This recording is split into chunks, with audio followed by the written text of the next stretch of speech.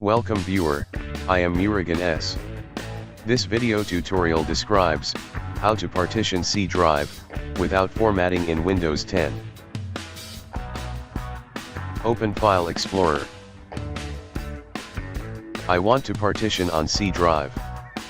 Right-click this PC, Manage. Click Disk Management. Right-click C drive, Shrink Volume.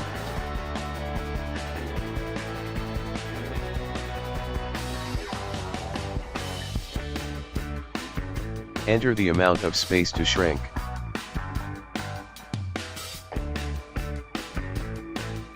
Click Shrink.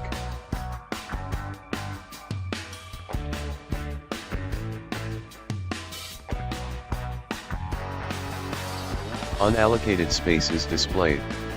Right-click Unallocated Space, New Simple Volume. Give the simple volume size. Click Next. Assign drive letter, Next.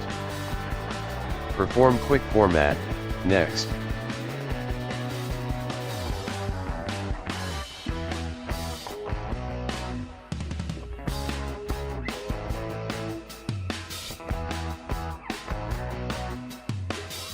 Right-click remaining unallocated space, click New Simple Volume.